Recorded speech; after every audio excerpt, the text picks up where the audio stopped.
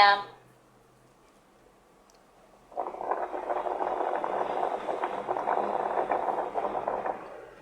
Bueno, faltan.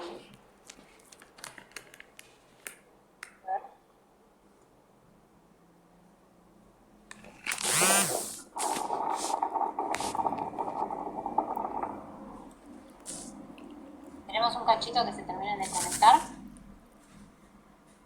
Mientras díganme, porque tengo 16 nada más repartidos en grupos. El resto ya eligieron, tienen grupo, quieren elegir por peli.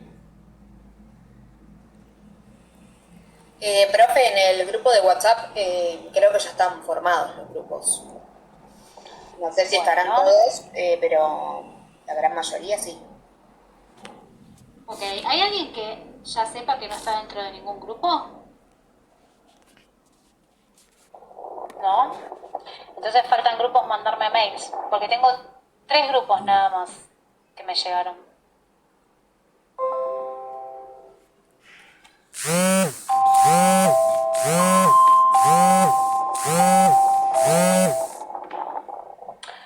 Antes que me olvide, fíjense que en el campus les puse 2 links, o sea, así entramos directamente después al otro, ¿sí? Porque me rehúso a usar Team porque lo odio, no sé, no me llevo bien.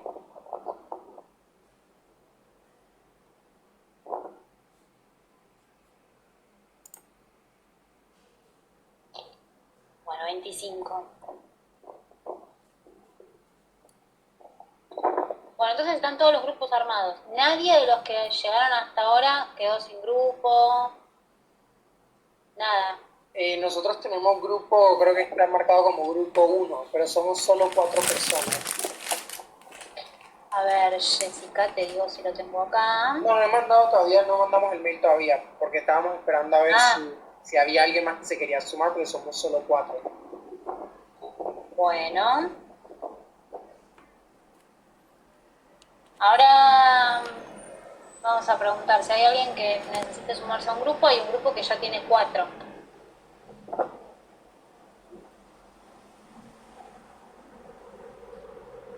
Igual si quedan de 4 no te preocupes, Jessica, no pasa nada. Lo importante era no pasarse de 6.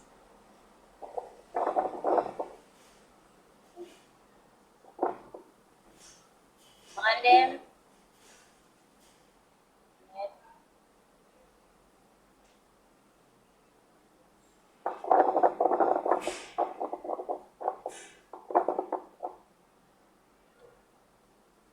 Bueno, entonces, ningún grupo se pasa de 6, están todos armados, solo falta mandarme el mail, me dicen. Ok. El grupo, a ver, ya les digo cuál. El grupo de Natalia, Melina, Tiago, Lionel, Melina y Paola, acuérdense de decirme qué capítulo de Office. No me hagan ver todas las temporadas de Office hasta que encuentren dónde era, porque terminamos en vacaciones de invierno. Ustedes me dicen qué capítulo, yo busco esos, como por eso les decía, sean específicos en 1 o 2. Porque si me hablan de otros capítulos, yo no la vi. Sí, estábamos pensando en tomar 2 o 3, así que bueno, le vamos a ir avisando. O 4, porque duran 22 minutos, son cortos. Ah, bueno, si duran 22 minutos y me mandan 4, no pasa nada. Está buena la serie aparte. Bueno, capaz que después me enganche cuando termina. Porque es eso. Sí.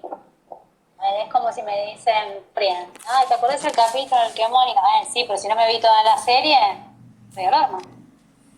No voy a andar. Es un viaje de ida. Sí, es que ahora me estoy quedando sin series, así que si capaz que engancho con esa, cosa. Bueno, somos 30. Se pueden estar metiendo más en cualquier momento, pero mientras tanto vamos hablando de... Les dejé en el campus 2 links, de que seguimos con el otro.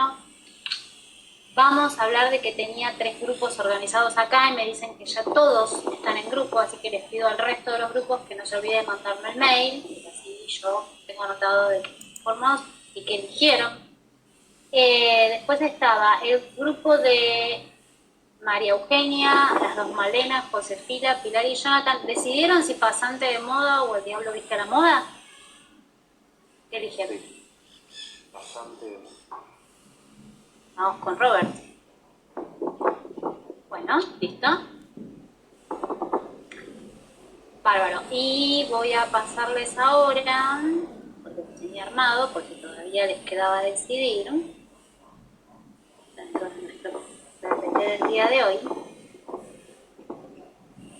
Ay, ¿quién se va? Anay.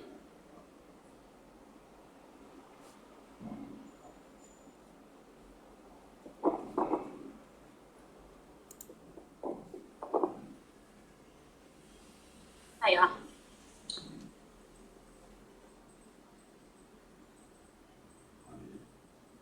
Comparte. Ahí va, ¿no? Bueno, ahí está. ¿Cuáles eran las opciones que habíamos quedado que podían elegir? Si a alguno le falta, estas eran las opciones que había. Ya hay un grupo que eligió The Office. No pasa nada si repiten. El problema sería que 6 grupos repitan, 3 grupos repitan, sería como muy aburrido. Pero si no, no pasa nada si hay 2 que eligen la misma. De hecho, si es una serie de Office o Berlín, pueden elegir capítulos diferentes. No pasa nada también. Pero esas eran las opciones que teníamos, ¿sí? Ok. Sí. Bueno, dejo este por un segundo, porque voy a pasar. Nosotros hoy tenemos un cargadito de autores. Cuando me preguntaron en el campus, yo les dije, el texto de Alonso nuevo, que estaba sin publicar y todo eso, queda suspendido y pasamos al de Ojeda de Capital Humano. ¿Sí? ¿Cuánta bolilla le vamos a dar a Ojeda en Capital Humano? Poco y nada.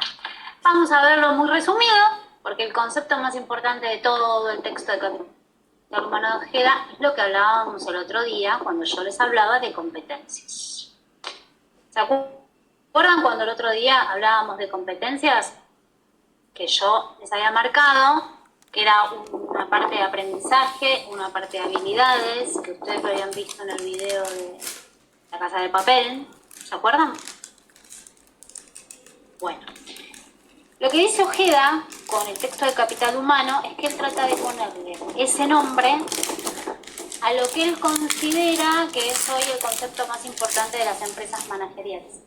Él dice, en las empresas management, lo más importante hoy por hoy es el capital humano. ¿Y qué es lo que ellos consideran capital humano? Él dice, no es la cantidad de gente, no es la cantidad de recursos humanos que tenemos, sino la calidad de gente. Cuando habla de calidad, se basaba en la teoría económica que decía que las personas son educadas y capacitadas para tener determinadas habilidades y competencias. Pero con el paso del tiempo se empezaron a dar cuenta que ¿qué pasaba? Aparecen los cisnes negros. ¿Conocen la teoría del cisne negro? En la economía se dice, vos podés hacer una previsión, una estadística de cómo va a ser el futuro de acuerdo a las medidas económicas que tomes y de acuerdo a las decisiones económicas que tomes. Pero va a aparecer un hecho, un suceso que te lo puede llegar a refutar todo. Y en la economía se le dice sí, de negro, puede haber una variable, algo que no consideraste, algo que lo cambia todo. También se lo podría ver, por ejemplo, lo que dice Ojeda es, si yo invierto en educación y en capacitación, voy a lograr que haya mucho mejor capital humano para las empresas. Y después resulta que aparece una persona que no tuvo la educación o no tuvo la capacitación que le daban al resto y sin embargo tiene una idea innovadora, un emprendimiento tan bueno y tiene naturalmente una habilidad para ser un emprendedor que te modifica todo, te cambia toda la teoría. O sea que no tenía que haber solamente educación y capacitación, sino también una habilidad. ¿Sí? Alguien que vulgarmente se le dice el don, ¿no? Bueno, eso es la teoría del cisne negro. Que aparezca un hecho que te lo cambie todo, que te modifique toda la teoría. Y en economía se tiene que tener en cuenta que aparecen muchos cisnes negros, entonces uno no puede prever y armar un modelo económico diciendo eso es así tal cual. Si bien ellos se jactan de decir que son muy exactos, no lo son. ¿Por qué? Porque en la economía, ¿qué hay? Personas. Y las personas, quieras o no, uno no puede medirlas en estadística, ni que sus reacciones, ni que su situación se pueda medir estadísticamente. Hay personas, y lo social influye en la economía y te la cambia. ¿Sí? Entonces, lo que dice Ojeda es, cuando hablamos de capital humano, no solo hablamos de la calidad de educación ni de invertir en capacitación. Hablamos de las competencias de esas personas. Yo tengo mucho capital humano en tal empresa si tengo mucha gente que fue evaluada y que considero que tiene las competencias necesarias cada uno en su puesto, o que tengo mucha gente con muchas competencias. Eso es lo que dice Ojeda. Y habíamos acordado que las competencias eran habilidades e instrumentos que se pueden aprender también en la vida. ¿Sí? Habíamos dicho, había algunos que no eran muy legales, pero eran competencias. A eso apunta el texto de Capital Humano. Lo hablan varios autores, en ese texto hacen muchas comparaciones, da diferentes definiciones, pero la finalidad del texto de Ojeda, cuando lo lean, igual cuando lo lean, me hacen todas las preguntas que tengan, no hay problema, pero la finalidad del texto es esto, es marcar las competencias. Como pueden ver acá, yo les puse. La profundidad va desde el sistema de actitudes y valores, que es lo que queremos, las habilidades y las destrezas, que es lo que podemos y lo que hacemos, y también lo que aprendemos. Entonces, son como dice ahí, ciertas personas poseen más que otras y las transforman más eficaces, pero a veces es por capacitación y otras veces por una habilidad. Se observa la realidad cotidiana del trabajo, se las puede evaluar, y forma parte de la actitud, el rasgo de personalidad y el conocimiento adquirido. Esperen que alguien entre. Profe, ¿puedo hacer una consulta? Obvio. En ese texto de Capital Humano hay un punto 1 que dice capacidades claves. Eso es como lo más importante que... Perdón, no te escucho. Que en el punto 1, ¿qué? Dice capacidades claves y como que desarrolla ahí, pero no me terminó de cerrar el concepto de capacidad clave. Es el concepto de competencia. Eso es una capacidad clave. Ah, bueno. Que vos podés saber mucho, que podés saber, que pueden ser, vos podés saber mucho sobre toda la empresa, pero tu capacidad clave es que sepas algo, que lo hagas tan bien y que sea un punto clave en la empresa. ¿Se entiende? Para la empresa sos funcional y clave y un empleado clave porque tu competencia es clave, porque tu aprendizaje, que lo pudiste haber aprendido de los años de trabajar ahí y te aprendiste del derecho y del revés tu puesto, o cómo funciona la empresa, que tengas la habilidad, que te hayan capacitado muy bien. La cuestión es que vos tengas una competencia que es clave en esa empresa.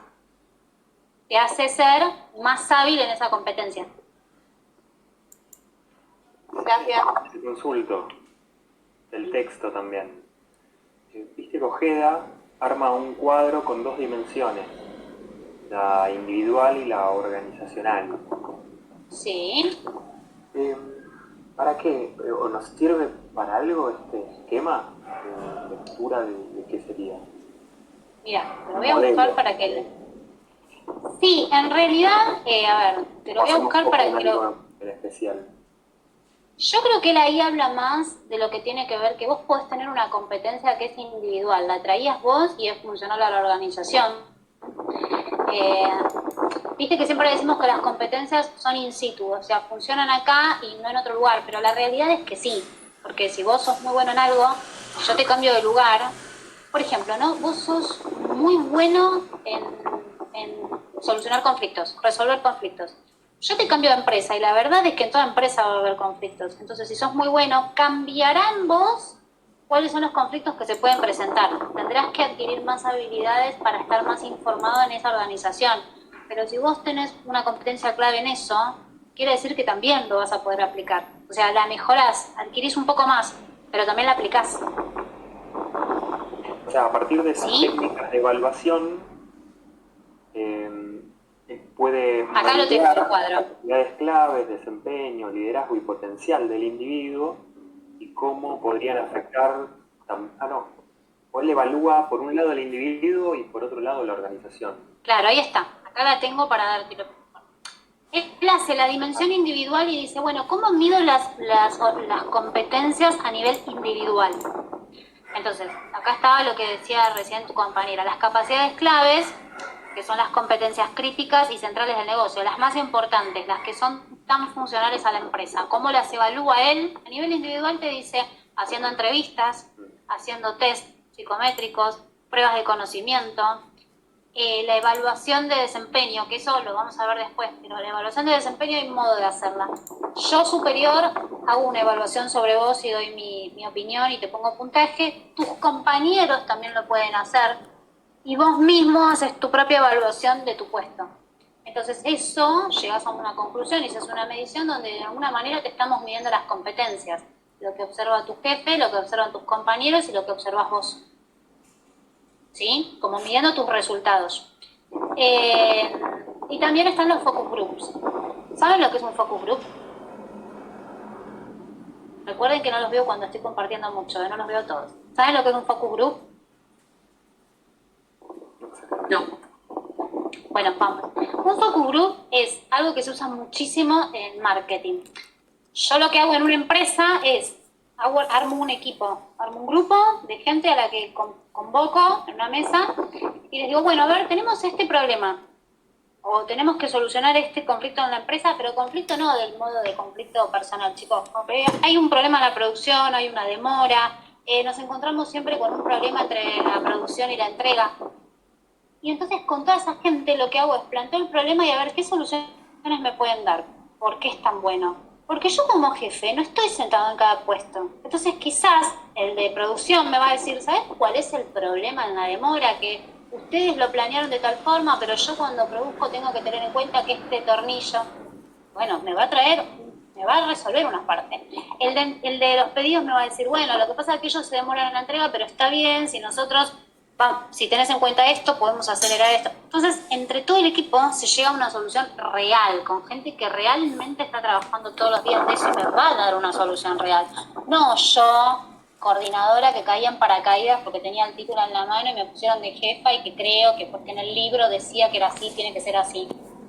En ninguna carrera ni en ningún puesto, porque en el libro dice así, yo puedo venir como jefa e imponerlo. Vos tenés que pisar la calle y darte cuenta que a veces las cosas no son como en el libro, ¿sí?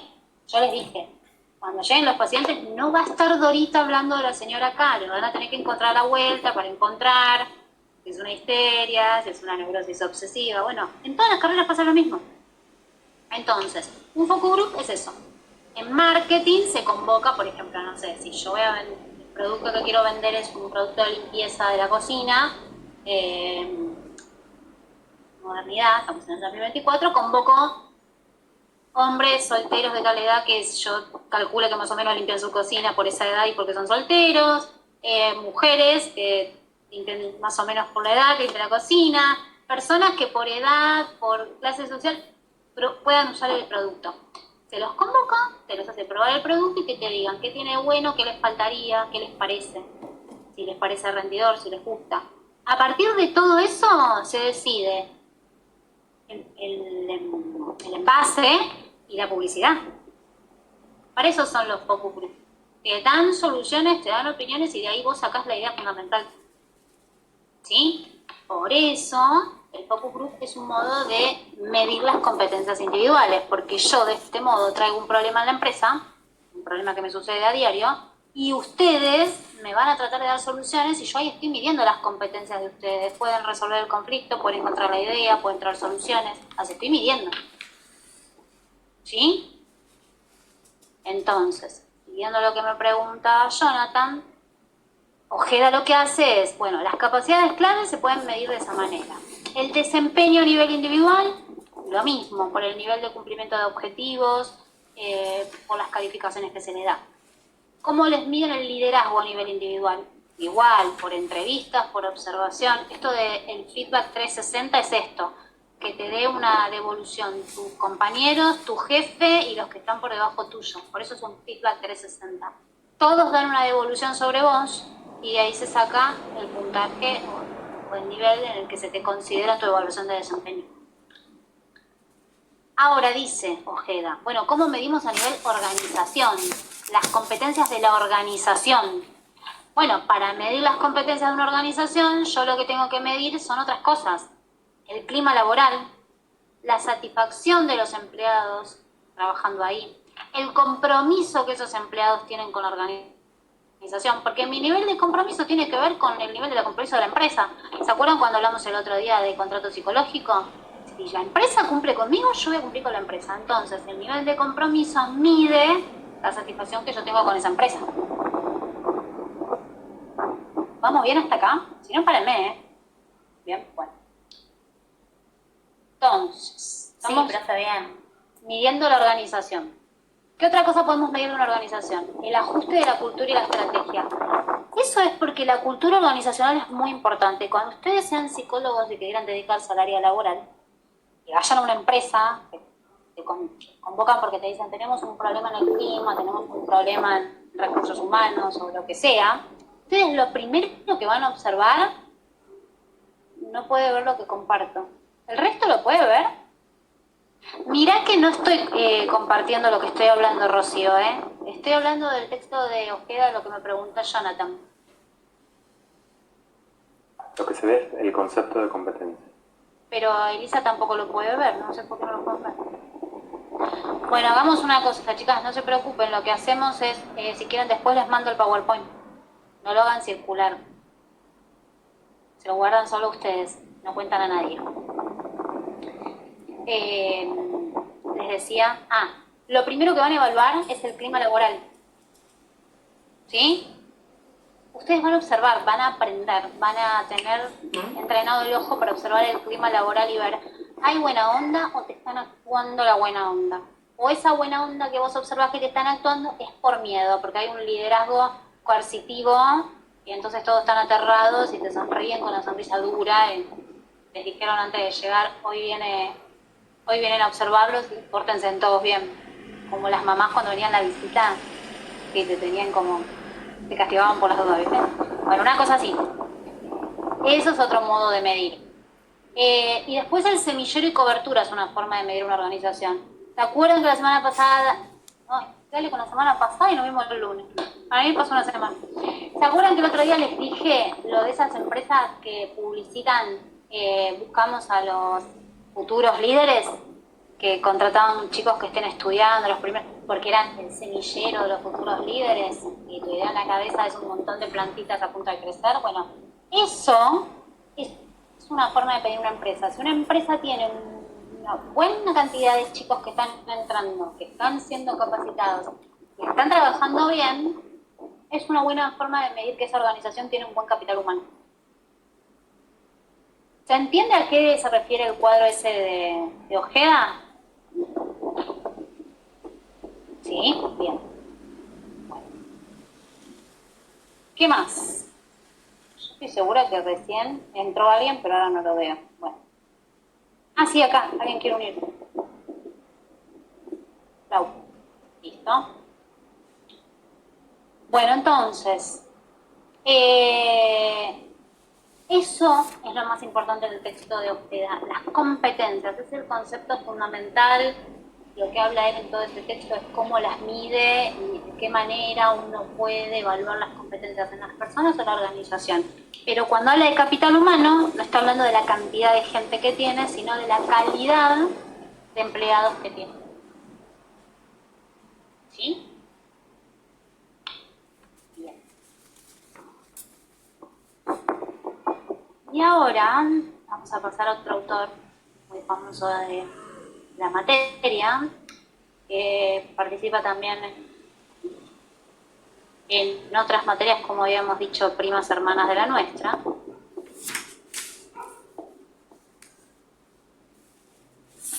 que es lo queridísimo Aldo.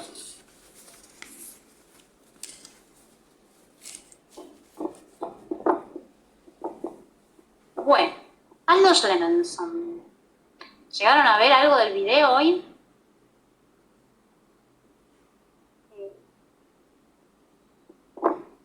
Bueno, vamos a pasear por el tema de Aldo. Cualquier cosa me van preguntando, ¿sí? comparte? Sí, se ve. Sí, ahora se ve bien. ¿Ahora se ve, chicas? Sí, yo ahora lo puedo ver. ¿Elisa se ve perfecto. ahora? Sí, sí. Perfecto. Bueno, el lunes, entre los roles que vimos que podíamos tener como psicólogos, ¿se acuerdan que les dije? Vamos a estudiar los más importantes. Psicólogos laborales, podíamos tener diferentes roles. O sea, cuando uno dice diferentes roles, es como psicólogo laboral te pueden contratar para determinadas actividades. Esta es una. Que te contraten como analista organizacional. ¿Qué hace un analista organizacional? Bueno, un analista organizacional, ¿qué hace? Según Clemenson, cuando llegó la revolución industrial, más precisamente si pensamos, antes de la revolución industrial se consideraba que las empresas, ¿alguna vez vieron la película de Chaplin, Tiempos Modernos? O por lo menos la escena principal. No fue. Mira como, piénsenlo de esta manera, antes de la revolución industrial, las empresas se consideraban empresas cerradas, donde vos, la generación de ustedes, esta, los Simpson, Homero entrando a la fábrica, la presentación de los Simpson, cuando Homero, ¿qué hace? Cliquea que está entrando a la empresa, se sienta y no hace nada más. O puede ser que también otro personaje entre, como Chaplin, que tenía que, creo que, poner tornillos. Es eso, es antes las organizaciones se consideraban cerradas. Vos llegabas, dabas tu presente con el cosito que chequeaba. Una vez que estabas adentro para la organización, vos eras uno más. Y no importa si tenías problemas, si afuera había una crisis económica y se estaba prendiendo fuego el país, no importa si estabas enfermo, no importa si, no sé, ayer tuviste un accidente y hoy venís con la pierna enyesada, no importaba, porque eran empresas cerradas. Entonces consideraban que una vez que vos entrabas en tu horario de trabajo, estabas en un micromundo aparte, donde tu única función en la vida era producir. Por lo cual, lo único que se te evaluaba era tu cantidad de producción. No les importaba si eras buen compañero, si había buen clima laboral, si te desempeñabas acorde a lo que esperabas de la empresa. No existía lo de tus expectativas, porque a nadie le importaban tus expectativas. Lo único que hacían era medir. Vos tenías que hacer, no sé, 70 tornillos esta semana. ¿Hiciste 70 o hiciste 69? Eso es lo único que importaba. Antes las cosas se medían de esa manera. Después de la revolución industrial se empiezan a dar cuenta y dicen, no, gente, o sea, cuando hay guerra afuera, influye, ¿no? Pasan cosas, en realidad una empresa no está tan alejada de lo que pasa afuera, porque, por ejemplo, hace un año en clase les hubiese dicho, antiguamente en la guerra, si les pregunto hoy, hay una guerra actualmente. Y el año pasado, me acuerdo que un alumno me decía que trabajaba para una empresa internacional, que ellos estaban conectados, ¿no? Era virtual, y que su jefe estaba en Ucrania. Entonces, para las reuniones de trabajo había que esperar a determinada hora, que el jefe dejaba de patrullar, venía vestido de militar y con el arma colgando y se sentaba a la reunión de Zoom. A ese punto estaba.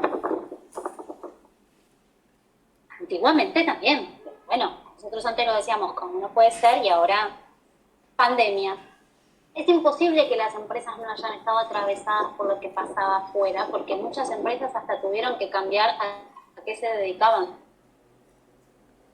¿Sí? El proyecto al que se dedicaban. Hubo empresas que trabajaban haciendo textil y dejaron de hacer ropa porque no le iban a vender, porque nadie salía, estábamos todos en pijama y empezaron a vender barbijos. ¿No? Las empresas de viaje fundían, empezaron a ver qué hacemos, porque la realidad es que el contexto sí atraviesa una organización desde su proyecto hasta sus individuos, que había que cuidar que la gente fuera en grupos para no contagiarse, que había que darle herramientas de trabajo. Digo, la empresa siempre, cualquier organización, empresa, fábrica, siempre está atravesada por el contexto. Si hay una crisis, la atraviesa. Algo que me pasa últimamente en los años es Yo les hablo de 2001 y ustedes me miran como diciendo, porque ni habían nacido, pero en el 2001, que hubo una crisis social y económica, muchas empresas cerraron, mucha gente se quedó sin trabajo y empezaron a surgir algo que surgió a partir de la crisis social del 2001, que eran las empresas recuperadas. Y también hubo como un surgimiento potencial de los emprendedores. Claro, las empresas cerraban, la gente se quedaba sin trabajo y muchos tuvieron que empezar a buscar de qué manera sobrevivir. Se creaban con sus ideas su propia fuente de trabajo. Y las empresas recuperadas era el dueño de la empresa iba a quiebra, dejaba a la gente sin trabajo y sin pagarles en los últimos tiempos. Entonces los empleados tomaban el lugar, agarraban las herramientas y se repartían las ganancias de lo que se hacía. ¿Sí? Entonces, imagínense cuánto atraviesa el contexto una organización y cómo la puede modificar. Entonces, Clemenson dice que los psicólogos del trabajo, en este caso, actuaríamos como analista organizacional, si vamos a evaluar una organización, y somos agentes de cambio. Y él introduce el concepto de sistema sociotécnico, porque dice una empresa, una organización, una fábrica, no es solo la parte de las herramientas, está lo de los individuos, que complementan. La herramienta no funciona sin el individuo y el individuo sin la herramienta no puede trabajar. Entonces él hace algo que lo agrupa y dice, es un sistema sociotécnico. Y reemplaza este concepto de la organización como sistema cerrado, solo importa que funcione y nada más. Porque dice, está estrechamente en interacción con el ambiente. ¿Sí?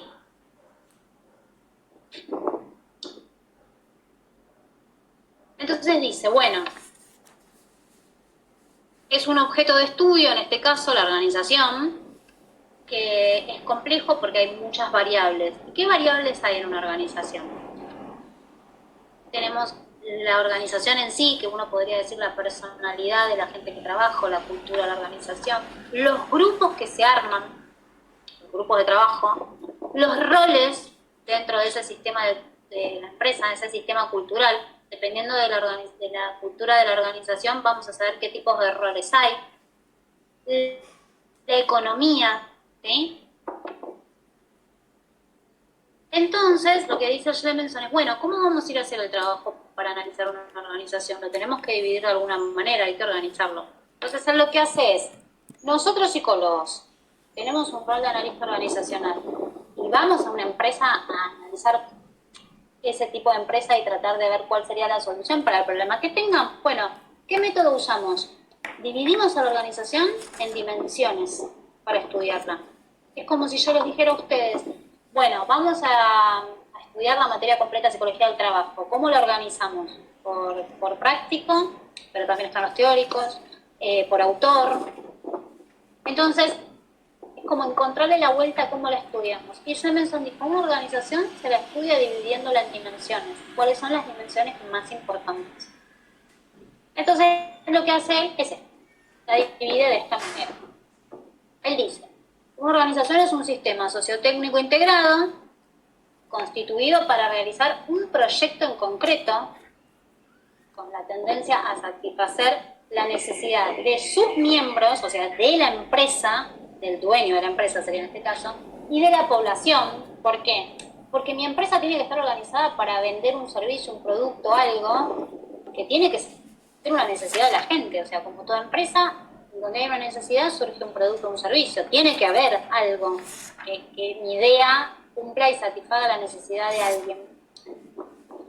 Esto le da sentido y está inserta en un contexto socioeconómico y político con el cual tiene estrecha relación. ¿Hasta ahí se entiende qué es lo que está queriendo decir Clemenson?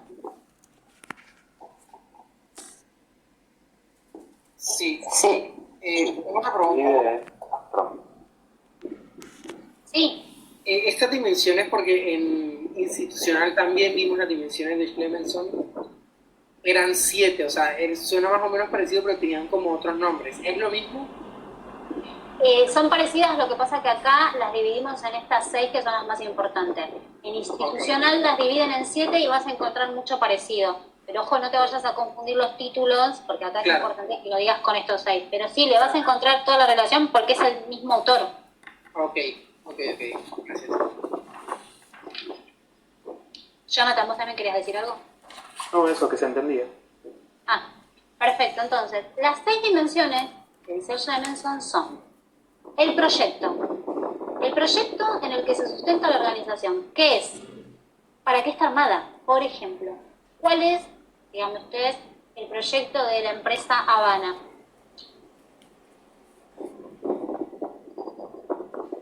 Que no se note que solo pienso en comida. ¿Vender alfajores? Exacto. Producir alfajores. Y ahora produjeron uno nuevo que yo todavía no probé. Un problema. ¿Cuál es el proyecto de Alba? Producir pintura. Muy bien, Eugenia. El proyecto es cuál se sustenta la organización. ¿Sí? Por ejemplo, no sé. Profe, tengo una duda. Sí. ¿Siempre hablamos de organizaciones que tienen que tienen fines de lucro o podemos estar hablando también de organizaciones que justamente no necesitan, no producen dinero, digamos? Como porque recién esos ejemplos. Sí. Dame un ejemplo de las que no. Y por ejemplo, quizás Greenpeace. Exacto. Exacto. Yo tengo un compañero que está en Red Solidaria y tiene un funcionamiento, una estructura y la cumple en la rajatabla. Y Red Solidaria, su proyecto es ayudar a encontrar gente. Avisar con tiempo cuando hay una alerta Sofía, cuando alguien está desaparecido, cuando pasa algo, para tratar de ayudar a la gente. Los bomberos. Una compañía de teatro a la gorra. Su proyecto es dar a conocer su arte, su cultura, ¿no?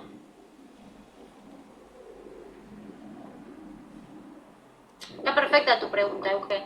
Cualquier organización. Sí, perdón. Genial. Ok. Cualquier Pero organización. capilaridad sería como su proyecto, digamos. No, porque pensá que el proyecto del que yo estoy hablando es que la organización fue creada en función a cumplir con ese servicio. Si el servicio trae una retribución o no, es otra cosa. Ok, genial. Muchas gracias. De nada. Tiene que ver con eso. Acá olvidémonos del pago económico. Los dos primeros que le dije obviamente tienen una retribución económica, pero como bien dijo Euge, hay un montón de organizaciones que se fundaron en torno a un proyecto y que su función y que su retribución no es económica. Como decía Alonso en la primera clase en el texto, no todos los trabajos tienen retribución económica. La palabra empleo sí te está dando lugar a algo que te da una retribución económica. La palabra trabajo no, porque podíamos tener una retribución social, psicológica, moral y no plata. ¿Sí? La UBA es una organización que tiene un proyecto. ¿Cuál? Brindar educación. La realidad es que a la UBA, al día de hoy, a las 18:38, por suerte, no la estamos... Y a ver, ¿se sustentan impuestos? Sí, pero no la cantidad que si fuéramos a una privada. ¿No? Perfecto. Ese es el proyecto que se sustenta una organización. Después tenemos el segundo.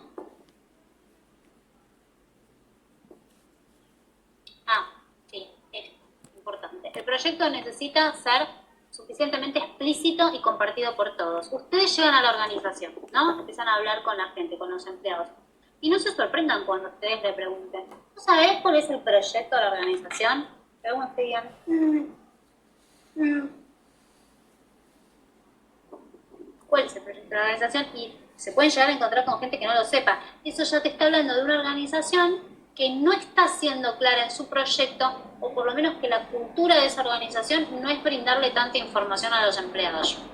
Todos, cada uno debería saber exactamente cuál es el proyecto de esa organización. ¿Para qué están trabajando ahí? Eso es muy importante. Y dice, se va transformando el proyecto y luego en plan de acción. Obvio, vos primero tenés la idea de lo que querés brindar. Armás el proyecto y luego tenés que aplicar un plan de acción para que eso funcione. Después tenemos la segunda dimensión, que es la estructura organizativa. Ustedes, cuando van a una empresa, pocas veces lo hacen, pero a veces, cuando la buscan en internet, ¿se fijaron que hay quiénes somos? Entre los puntos, ¿viste? Que dicen nuestros valores y metas, nuestro proyecto, y hay uno que dice quiénes somos. Bueno, en el quiénes somos, por lo general te dicen sus valores y todo eso, pero también hay algo que se llama organigrama. Organigrama es ese de los radioncitos, que te dice quién es el director, quién es el vicepresidente, quién es... Bueno, esa es la estructura de la organización. ¿Qué pasa con eso? Cuando ustedes llegan a una empresa, la que está en el estatuto, la que está en internet, o la que ponen a veces en el hospital cuando entras, te pones ahí todo quién es el director del hospital y los jefes, esa es la estructura organizativa formal, esa es la que figura en los documentos, esa fue elegida, o a dedo, no sé, pero la cuestión es que es la que fue elegida y es la que formalmente dice, este es el jefe, ese es el subjefe, ese es el área, el encargado del área. Pero cuando ustedes, analistas organizacionales, llegan a la empresa, les van a pedir la documentación para ver, bueno, a ver cómo está armada la estructura formal. Pero después, ustedes van a ir a entrevistar y a hablar con todos los empleados. Los de la primera planta, con los operarios, con María Rosa, la secretaria de jefatura, que está hace 25 años. Esas siempre son las que tienen más información. Y ahí ustedes me van a preguntar, ¿cómo es la estructura de esta organización? ¿Quién es el jefe? Muchas veces se van a encontrar con que hay una estructura presunta, que no coincide con la formal, porque cuando preguntan les van a decir, no, la verdad que acá el que realmente corta el bacalao es fulano, el de contable, porque es el que toma todas las decisiones, el que termina dirigiendo todo. Porque el jefe se toma vacaciones todo el año, nunca lo vemos, algunas veces les van a decir, ni siquiera lo conocemos. O también les pueden decir, sí, bueno, figura como jefe, pero en realidad es el segundo el que maneja todo. Entonces, ahí ustedes tienen la estructura presunta. ¿Cuál es la presunta? La que perciben los empleados de la organización. ¿Se entendió? Sí. Bien. Después está la que ustedes observan. Porque ustedes van a entrenar el ojo y van a observar y van a decir, sí, pará, los empleados... La formal dice que este es el jefe, este es el que maneja, bárbaro. Los empleados presumen que en realidad el que maneja es el segundo al mando, porque... Pero ustedes, que van a ser psicólogos y van a ser muy observadores de la conducta humana, se pueden llegar a dar cuenta, en realidad están jugando al policía bueno y al policía malo, y el segundo es el que termina dando las órdenes del policía malo, pero en realidad el que decide es el jefe y se hace el buenito, el copado, que muchas veces pasa. Toman esa postura de policía bueno y malo, entonces el malo siempre parece uno, el que toma las decisiones, y en realidad el que las toma es el otro. Eso lo van a observar ustedes. Ustedes se van a dar cuenta. Y ustedes también pueden observar, la realidad es que María Rosa maneja todo, porque todo el mundo le pregunta a María Rosa es la que sabe todo, la que resuelve. Entonces ahí la líder de equipo es María Rosa, la recepcionista o la secretaria de 25 años en el puesto. ¿Sí? Esa es la existente, la que ustedes ven que realmente está sucediendo. Porque ustedes son los que van a estar entrenados para observar esas cosas. ¿Sí? Y la cuarta se llama requerida y es la que ustedes van a poner en el informe, que es la que debería funcionar, la que debería existir. ¿Sí? Ustedes cuando hagan toda la evaluación de la organización, cuando vean toda la situación, perdón, me río porque la perra se me escapó, cuando vean cómo debería funcionar esa organización, van a decir, no, acá para que esto funcione, tiene que fulano pasar a tal puesto, mengano a tal puesto, a sultano hay que correrlo. Ese es el que ustedes van a poner, en 15 minutos se termina, así que acuérdense que cuando esto se termina pasamos al segundo link. ¿Sí? Ahí es la requerida, la que ustedes van a poner en el informe, que le van a decir, esta es la que se necesita, la que se requiere para que esta organización funcione bien. ¿Se entienden las diferencias de las cuatro? Perfecto. Bien. La contradicción en estas cuatro, en las organizaciones, es lo que favorece a que aparezcan los problemas, la ineficiencia, la tensión. Las cuatro deberían coincidir. O sea, la formal debería ser la que ve la gente, la que ustedes perciben y la que se necesita. Si las cuatro coincidieran, la organización tiene que ir muy bien. ¿Sí? Entonces, eso lo dijimos sobre la estructura de organización. La integración psicosocial. Acá decimos lo que decía ya mencionar en un principio. No podemos tener en cuenta solo las funciones y las herramientas, tenemos que tener en cuenta las personas. ¿Cómo se están integrando esas personas en el grupo de trabajo, con la cultura de la organización? ¿Cómo se integran en lo emocional y en lo social dentro de ese grupo de trabajo? Entonces dice, esta dimensión de análisis tiene que ver con las relaciones interpersonales. ¿Cuáles son los conflictos que aparecen? ¿Cuáles son las fantasías inconscientes, las ansiedades, las defensas? Todo eso que se despliega en cualquier grupo de trabajo, ustedes lo evalúan para ver por qué tienen esta fantasía de que si fulano te está tratando mal es porque te van a despedir. ¿O por qué está esta fantasía en esta empresa super managerial de que vos tenés que estar con la camiseta puesta todo el día como si fuera una competencia y dar cada vez más de vos porque si no te van a deshacer de vos? Eso significa que la organización tiene una cultura organizacional terrible, insalubre. Lo vamos a ver cuando veamos salud y burnout, las consecuencias de las organizaciones así. Entonces hay un eje vertical, que son las relaciones de la gente con la autoridad, y el eje horizontal, cómo se llevan entre ellos. Eso refleja lo que la organización quiere de los empleados. Si vos vas a ver que tenés un eje horizontal con mucho conflicto, entonces ahí no hay un buen líder. Ahí hay algo en la organización que les está bajando la línea de decir, hay que compitan entre ustedes, mátense. Eso nosotros lo tenemos que evaluar. La integración psicosocial habla un montón del tipo de organización en la que estamos.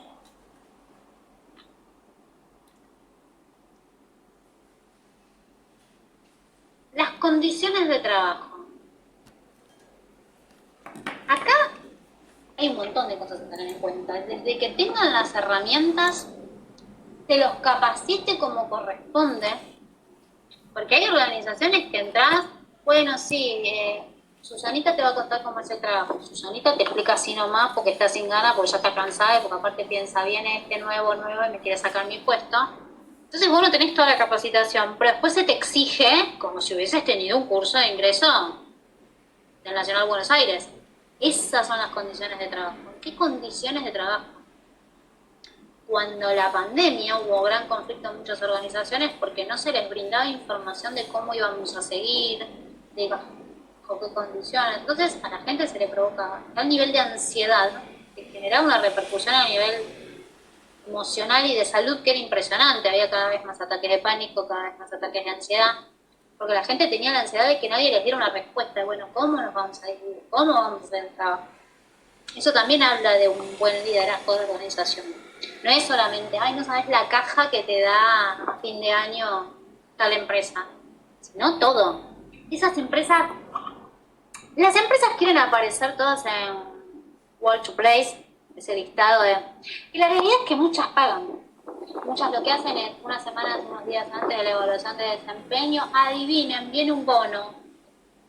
Si nos va bien en la evaluación de desempeño, hay un viaje. Yo conozco un laboratorio muy famoso que antes de la evaluación de desempeño lo llevó a Punta Cana. Llévame a mí a Punta Cana y sabes cómo te pongo puesto número 1 del listado, pero con emoji. Esas cosas se hacen. Se hace esto de vienen los aumentos de sueldo, vienen los bonos, vienen los viajes. Ay, te damos un montón de capacitaciones sobre género, te damos una capacitación sobre desayuno saludable, te damos como si, hay uno que era viernes en chancletas o viernes en pantufla, entonces todos los viernes podían ir en pantufla. Tenés sala de juegos. La realidad es que todo eso no sé si hace que las condiciones de trabajo sean las mejores. Las condiciones de trabajo son las mejores si me respetas los horarios, si me capacitas lo suficiente, si tenés en cuenta mi trabajo y mi desempeño a la hora de dar los ascensos. Si te preocupas de verdad sobre el acoso o el bullying en el trabajo, ¿sí? Como primer punto, las herramientas de trabajo. Yo que trabajo en las pericias en tribunales, en el área laboral, los juicios, la mayoría de chicos no tenían pero ni las herramientas de trabajo. O sea, tenía un señor que estaba en los 80 con un montón de problemas de salud cuando lo despidieron y él lloraba porque lo había sacado la empresa que era su familia y no se daba cuenta que para correr los carros de panificación nunca le habían puesto la faja ni nada de lo que tenían que usar para su espalda y tenía totalmente arruinada la columna por eso y él ni siquiera percibía que se lo tendrán que haber dado. ¿Sí?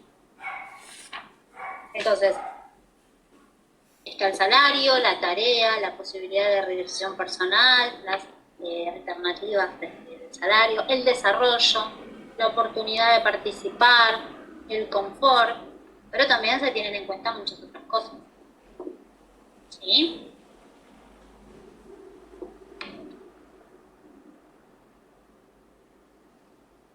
El contexto. Esto tiene que ver con lo que estábamos hablando hace un rato. Las empresas no son ajenas al contexto. Hay una relación de intercambio que se da entre el contexto y la organización y hace que podamos entender cómo afecta el desarrollo de la organización.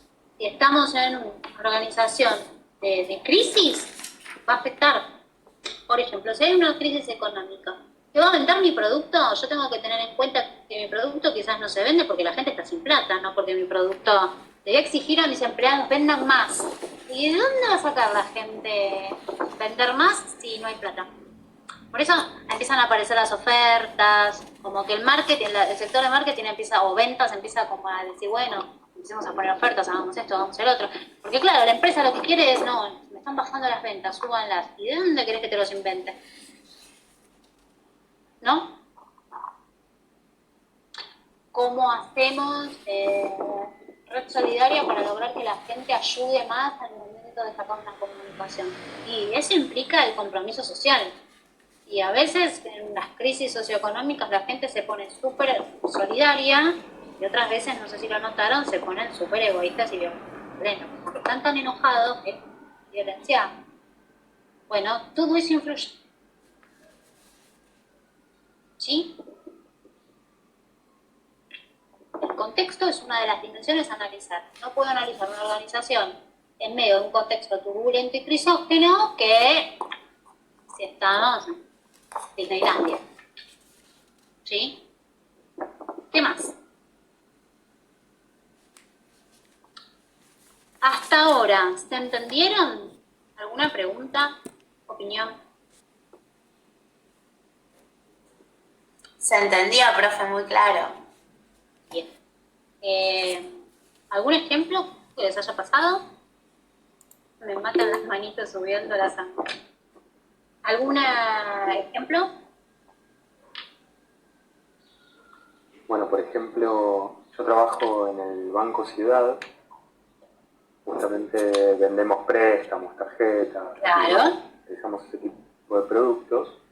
Y bueno, ante la situación actual, bajaron de marketing nuevas ofertas, bajaron tasas para distintos tipos de préstamos, sacaron algunas tasas de interés de tarjetas de crédito, bajaron precios con combos de seguro, armaron distintas cosas para que la comercialización se pueda de alguna manera mejorar.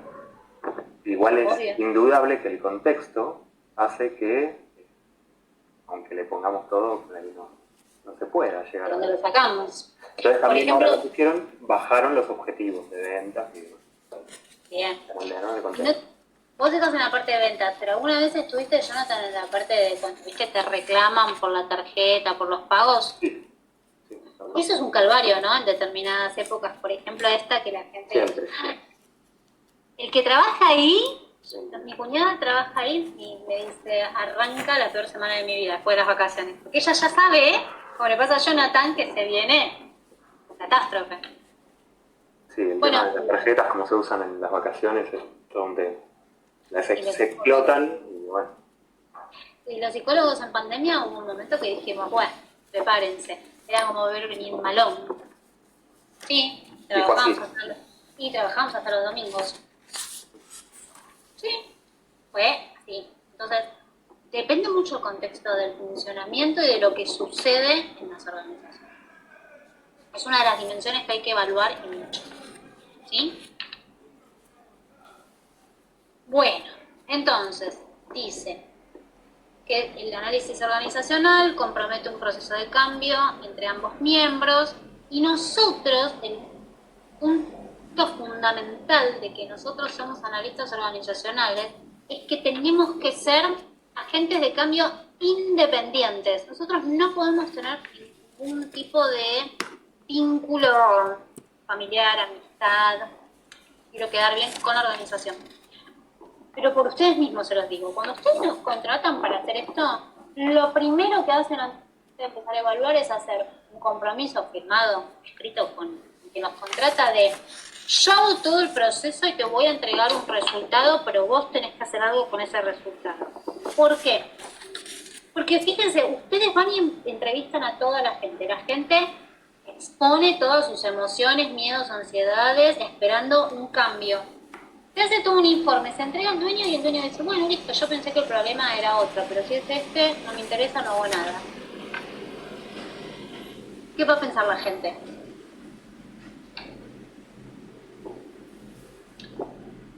En criollo van a decir, te chupó un huevo todo lo que yo te dije, no hiciste nada con eso, ¿sabes cómo te trabajo ahora? Aparte también es importante que no cuelguen en resolverlo porque también el análisis es del momento, entonces quizás en 6 meses es muy distinto el panorama, entonces como sería ideal ya, pero bueno, como que no tienen que colgar tanto igual. Exacto, tiene que haber inmediatez. Y no solo que el panorama va a cambiar en 6 meses, sino que si la gente ve que vos no hiciste nada con todo esto, va a cambiarte el panorama para peor. Vas a generar una frustración y un enojo que va a impactar directamente en la organización. Por eso se hace un compromiso con el dueño, porque nos ha pasado una colega que hizo todo el informe, todo le entregó, y el dueño le dice, ¿creen que el problema soy yo? Yo pensé que el problema era ahí abajo. Bueno, listo, lo guardó en un cajón. El tipo era un narcisista, no quería aceptar que el problema era él y no hizo ningún cambio. Obviamente la empresa explota después de eso. Entonces, Profe, sí. con esto que sí o sí tiene que ser un consultor externo, porque bueno, tiene que ser neutral, crítico, lo que fuese, que una empresa dice, necesito un psicólogo laboral para esta situación, o va a una escuela de psicólogo laboral, ¿cómo es? ¿Cómo la oferta? Te buscan. Como es para una ocasión, después tienes que irte de ahí. Claro, pero porque es así. Vos te ponés y te promocionás como psicóloga laboral, como consultora de organizaciones. Alonso es muy famoso en el sector privado y en el sector público porque él se dedica a esto. Él es psicólogo laboral y es analista organizacional. Entonces las empresas es reconocido y lo llaman para hacer estos análisis en las organizaciones y es un tiempo. No es que Alonso trabaja por una empresa. Alonso lo llaman de las empresas y las organizaciones para que vaya a hacer esto, agente de cambio, a resolver cuál es la situación, el conflicto, presenta un informe, lo hace, termina su trabajo, se paga.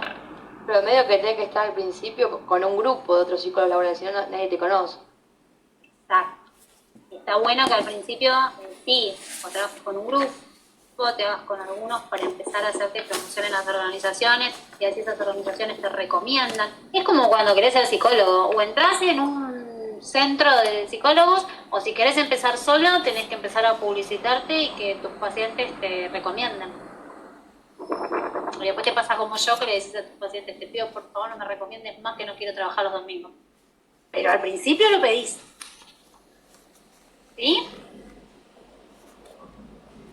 Meli, lo mejor sería que te recomienda Alonso, pero como no arrancamos por ahí, te empezás a promocionar en LinkedIn. Yo te diría, hay muchos que lo que hacen es, hacen videitos, no sé si ustedes vieron muchos videitos en Instagram de consultoras que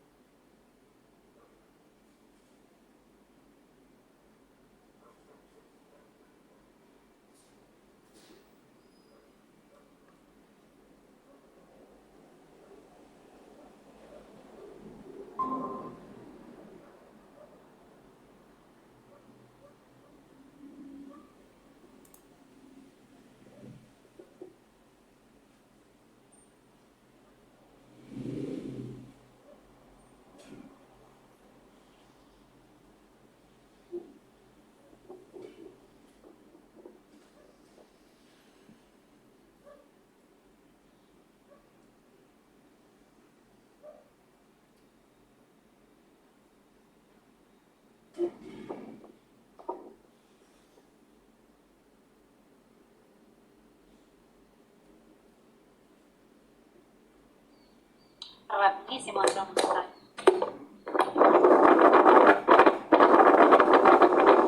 Bueno, creo que estamos todos. Está. Meli, ¿estás? Que te estaba respondiendo. Sí, sí. Ahí está.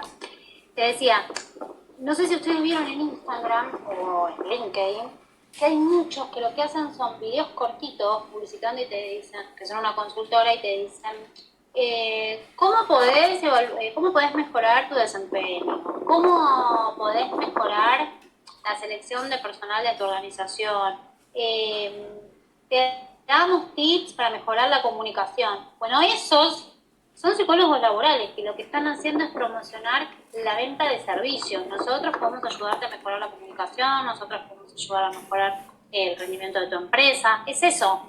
Empezás dando capacitaciones, decís, bueno, sí, estoy dando charlas y capacitaciones, la empresa te conoce y vos empezás como a venderte como que sos analista organizacional y que podés evaluar la empresa para darle una devolución de cómo mejorarla.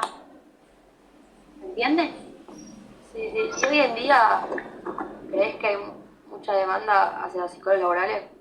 No sé si será porque en la facultad quizás o sea, es la única materia, ¿no? Así.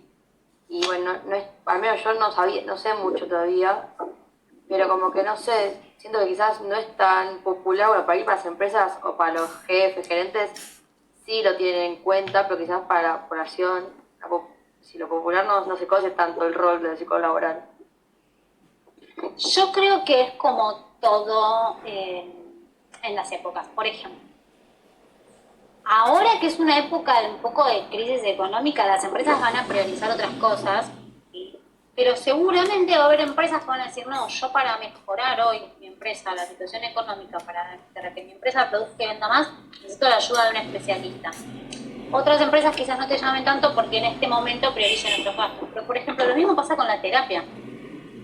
No sé ustedes si tienen familiares, amigos psicólogos, ¿no?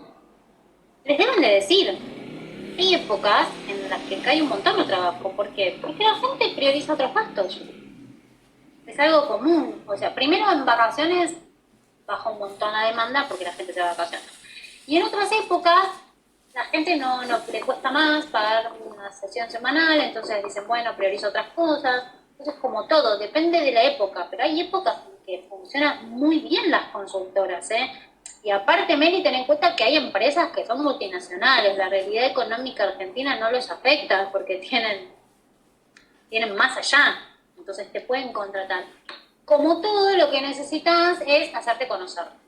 Y vos te haces conocer y tratás, para que se den una idea, no sé si ustedes lo conocieron en la televisión, no sé si lo vieron, está mucho en los programas ahora creo que apareció en Bendita, pero estuvo mucho en los programas de 5 años. Nosotros teníamos uno de los docentes, era Diego Quindimil. Ahora es un influencer de la psicología laboral en la televisión y ahora ya se expandió. Él era docente acá, empezó a ser conocido en las empresas y lo empezaron a llamar a las radios y los programas para dar su opinión. Terminó escribiendo un libro en pandemia y ahora es un influencer, lo llaman todo el tiempo, de todos los programas y está con eso después de dar clases. Mal no le fue. Profe, Sí. una consulta, y el encuadre, porque ponele que sos psicólogo medio independiente, te presentás frente a la organización que te necesita y vos le planteás un tiempo y un honorario. ¿Cómo se respeta eso? Porque es como muy, ¿dónde está escrito, por decirlo de alguna forma? Eso es clave y era lo que yo estaba diciendo recién. Arrancan con un encuadre. Esto no es, vine de onda y vamos viendo cuánto te cobras. No, ustedes ya plantean, bueno, a ver, ¿qué organización? ¿Qué problema tenés? Una primera entrevista. ¿Qué organización? ¿Cuántos empleados? ¿Cuántas áreas? Para que ustedes tengan una idea de la magnitud de trabajo a la que van a tener que entrevistar y todo. ¿Cuál es el problema? ¿Lo tenés identificado o solo decís que está bajando la producción, hay conflicto, pero no tenés identificado? Porque si no está identificado me va a llevar más tiempo. Después de todo eso, ustedes evalúan la cantidad de trabajo, el tiempo aproximado que les va a llevar, y ahí ponen un importe. Si la empresa acepta, ustedes hacen un contrato, lo hacen ustedes, lo establecen, un acuerdo. Yo trabajo este tiempo, te voy a dar un informe, Se te paga, obviamente que se te paga, ustedes arreglan como se les paga la mitad al principio del trabajo y el resto al final, o se les paga por adelantado y ustedes van a cumplir. Digo, el trabajo gratis no se hace. Nunca. Vamos. Como máximo ustedes pueden un adelanto y al finalizar el trabajo el resto. Y en ese encuadre se establece esto que yo les dije, que es muy importante. Yo te voy a dar una devolución, pero vos también te comprometes a hacer algo con esa devolución, porque mi trabajo implica que yo me estoy comprometiendo con un montón de gente a la que estoy entrevistando, viendo el tema, como para que vos después lo encajones y la gente diga, bueno, fulano de tal del psicólogo un chanta, porque vino, preguntó y no cambió nada. ¿Sí? Es como para dar a respetar su trabajo, su nombre. Profe, te hago una pregunta ahí. ¿Y Sí. uno hace un seguimiento de eso, no? O sea, es el compromiso que él asume en el principio, digamos. Claro, es el compromiso que se asume en un principio. Yo les dije a una colega que le pasó esto y no pudo hacer mucho más, o sea, la otra parte no cumplió, listo, no vuelve a trabajar con esa empresa y va a estar preparada para que cuando la vuelvan a contratar ya saber qué tips usar para dejar bien en claro desde el inicio del trabajo. Porque no está bueno que nos contraten las empresas y no hagan nada con eso porque nuestro nombre se pone en juego. O sea, me contratan y nunca... Y van a decir, no, viste, tal empresa la contrató, pero al final siguieron igual. Y yo tengo que estar explicando que es mi palabra contra el otro, que yo mi trabajo lo hice y esa empresa no quiso hacer nada con eso. Te puede pasar con una, pero si te empieza a pasar con todas es un problema. Ok, gracias. ¿Bien? Natalie, ¿lo del encuadre también quedó bien? Sí, gracias. Bien. Entonces, es un contrato en una relación de colaboración voluntaria que se pone en acuerdo. Ustedes van, recuerden, como analistas independientes. Son agentes de cambio independientes, no puede haber una relación. A ver, no digo que si al principio de todo el primer cliente es un conocido, no vayan, porque no nos vamos a hacer los otros. Al principio los clientes los conseguís. Lo que decimos es, no se queden con que tengo que quedar bien con el dueño, porque muchas veces el trabajo sale mal, porque si yo quiero quedar bien con el dueño y no le digo, che, el problema está siendo tu tipo de liderazgo, entonces no le voy a dar una solución y el dueño con qué se va a quedar. Al final está vino, me sacó la plata y no...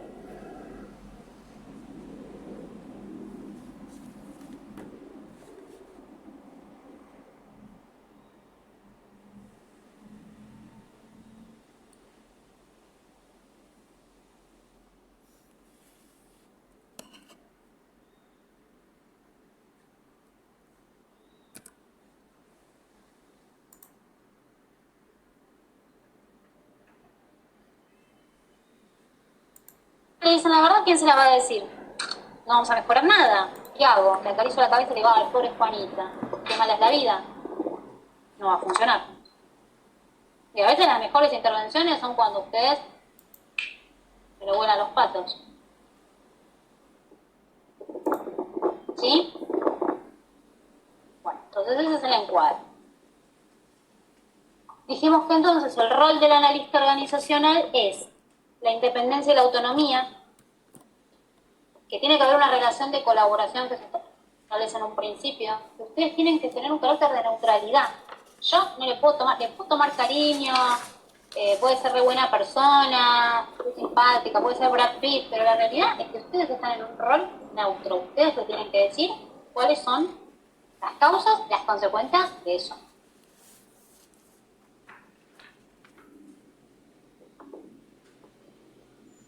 La independencia y la autonomía, como les dije, tiene que ver con que ustedes no forman parte de la organización.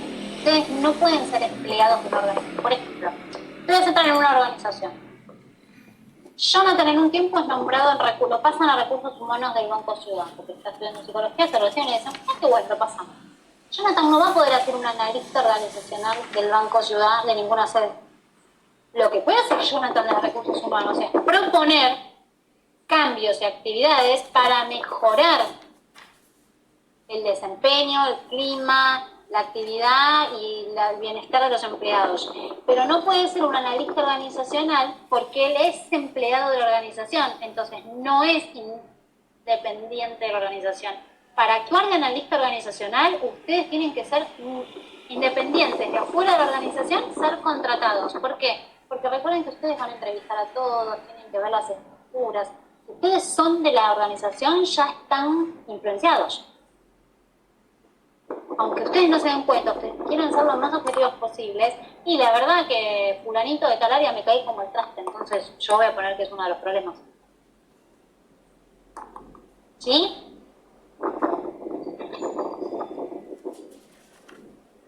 Bueno.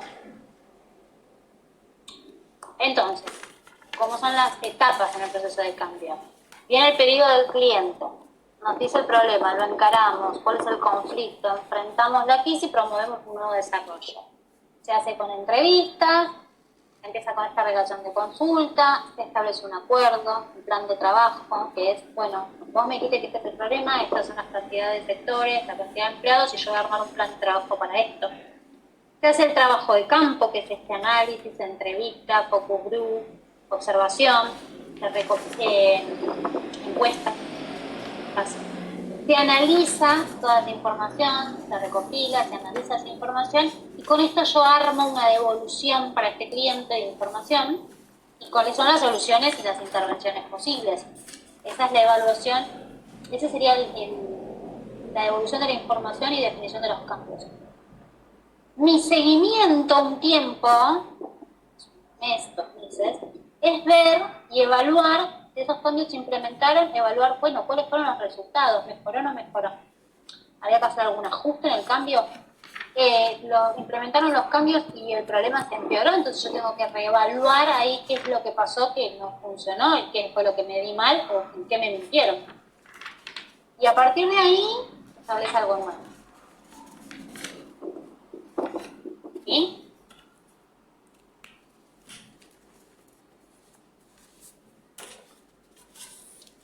Entonces, ¿cuáles son los puntos más importantes que tiene que haber en un plan de trabajo? Definir cuál es la necesidad real de esa organización. Porque también el cliente les puede decir, no, bueno, yo estoy teniendo problemas con la producción y necesito que te fijes con los muchachos de producción de abajo. Esa es la definición que me da ese cliente. Porque la realidad es que cuando ustedes evalúen, redefinan y vean realmente cuál era la necesidad, porque capaz que tenía que ver con un tema de algún jefe, de un líder, de la organización total y completa, que no están evaluando el mal funcionamiento completo de la organización. Porque lo más seguro es que el cliente se dé cuenta, a ver, ¿cómo se da cuenta un cliente que su organización tiene un problema? Porque baja la producción, bajan las ganancias, o, lo vamos a ver después en clima, hay determinados síntomas que son, cuando empieza a haber mucho ausentismo, mucho accidente laboral, esa organización tiene un problema. Cuando empieza a haber mucho ausentismo, mucho accidente laboral, son síntomas de que esa organización tiene un problema. Es como cuando el médico dice, si hay fiebre y vómitos, hay un virus, bueno, esto es igual. Entonces, eso forma parte de lo que yo tengo que redefinir en la evaluación. Ellos me pueden traer una necesidad, pero yo me tengo que fijar cuál es la necesidad real de esa organización. Relevamiento de las expectativas de los miembros, cuando empiezo a entrevistar, cuando empiezo a evaluar qué es lo que realmente pasa, qué es lo que ven los empleados que en realidad sí pasa, cuál es realmente el problema que hay que cambiar. Definir el programa de actividades, el plan de trabajo. Voy a hacer entrevistas individuales, voy a hacer reuniones grupales, voy a hacer etapas diferentes, primero individuales, después grupales, los voy a repartir en el tiempo. Lo voy a hacer por sectores, lo voy a hacer por diferentes empleados, o sea, lo voy a dividir por los empleados más nuevos y los empleados más viejos. ¿Cómo lo voy a hacer el plan de trabajo? Tengo que definirlo. Clarificar cuál es el objetivo de la intervención. Esta intervención que te propongo es para mejorar tal cosa y tal cosa, ¿qué es lo que va a hacer que tu organización funcione mejor? ¿Por qué lo tengo que dejar bien claro? Porque les dije, cuando ustedes después hacen como el seguimiento y la evaluación, tienen que ver que eso se haya cumplido, porque si no se está cumpliendo, hay algo que yo hice mal o que no tuve en cuenta en el estudio.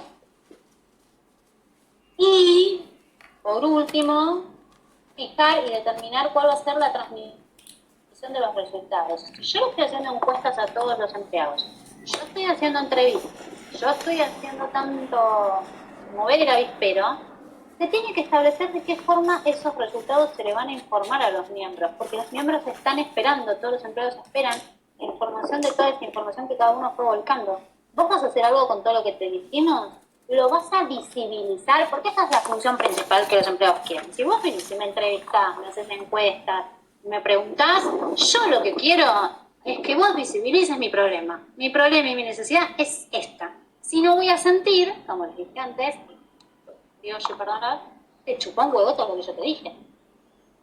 Entonces no me vuelvas a preguntar. Y te voy a trabajar en desgano. Profe, una consulta. Una vez que ya se dio la devolución, uno iría cuánto tiempo a ver cuánto eso funciona, porque quizás se pone a prueba una semana, que uno sabe que pueden venir a ver si se cambió algo y listo, después ya está.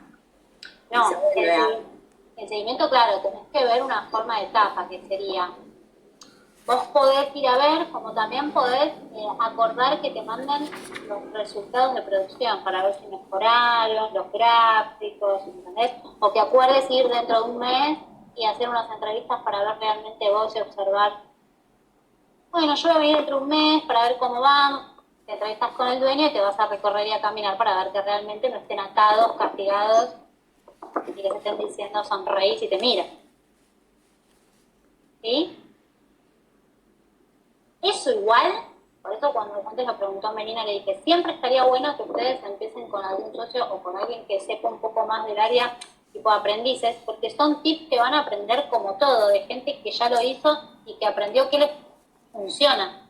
Una cosa es la teoría y los libros, y otra cosa es la vida real. Entonces te vas a encontrar con alguien que puede ser cualquiera de nosotros, dentro de unos años nos mandan mail, me dicen, profe, yo recuerdo que ustedes por qué al trabajo y ahora estoy haciendo un trabajo que quería su apoyo. Pasa, mandan mail, yo siempre le digo, manden. Y vemos juntos, bueno, a ver cómo podés hacer para, de acuerdo a lo que nosotros tenemos de experiencia, para evaluar y ver si te funciona o no te funciona. ¿Sí? Bien. Bueno, pasamos al último tema de hoy. Por eso el curso de verano es tan rápido. Sigue siendo Aldito Clemenson, pero esta vez habla de la crisis. De un texto y una evaluación de las crisis. ¿Por qué? ¿Por qué es tan importante las crisis para él? Porque lo que dice Clemenson es, en su texto dice remontar la crisis. Es lo que dice es, desde una mirada organizacional, hay una crisis. ¿Cómo hago para conducir a la organización a atravesar esa crisis exitosamente?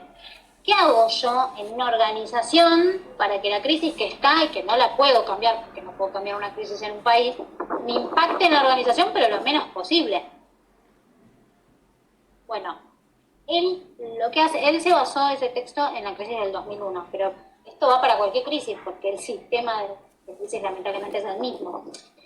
Él lo que dice es, cuando se produce un conjunto de hechos y fenómenos, varios, que comprometen, atacan a los sistemas vinculados entre sí, ¿qué son los sistemas vinculados entre sí?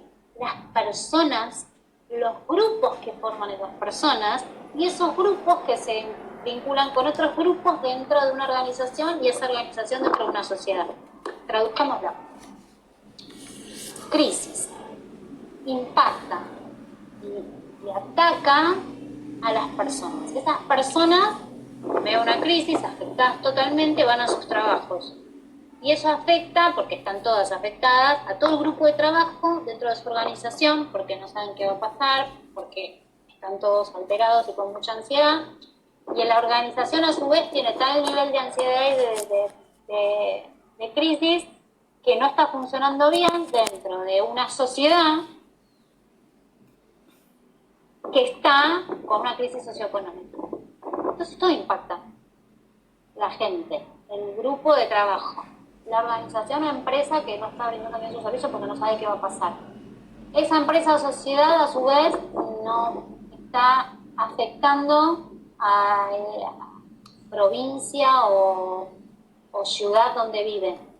Y todos juntos generan otra crisis económica porque las organizaciones o las empresas no están pudiendo rendir como deberían al país.